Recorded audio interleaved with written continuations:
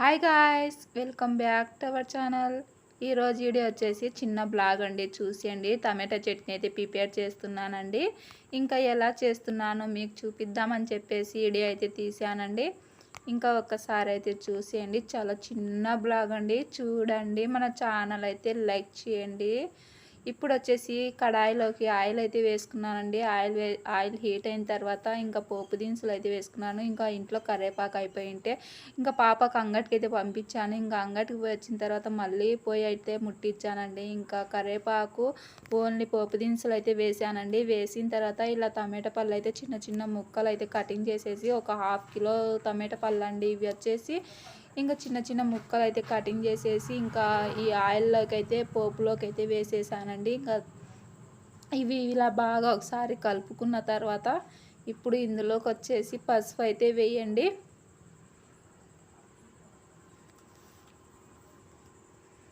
పసుపు వేసిన తర్వాత ఇంకా రుచికి సరిపడేమైనా కల్లుప్పు కానీ సాల్ట్ కానీ వేసుకోండి. ఓకేనా?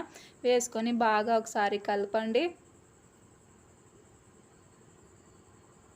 ఆ తర్వాత మూత పెట్టేసి మగ్గనివ్వాలండి. ఇంకా మనం చుక్కగుని నీళ్లు వేయకోకుండా చేసుకుంటేనా ఈ చట్నీ అనేది మనకు ఒక వారం రోజులున్నా చెడిపోదండి.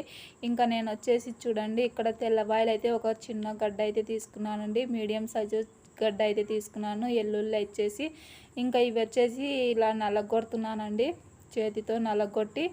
ఇంకా ఇవి ఎల్లుల్లి వచ్చేసి ఇంకా టమాటా పళ్ళు మగ్గేంత వరకు వేయనండి. మగ్గిపోయిన తర్వాత ఇంకా ఈ ఎల్లుల్లి అయితే వేసేసి ఇంకా బాగా కలుపుకున్న తర్వాత ఇంకా రుచికి సరిపడేమైనా ఇంకా కారం పొడి అయితే వేస్తానండి. కారం పొడిని నేను ఫస్ట్ అయితే వేయనండి.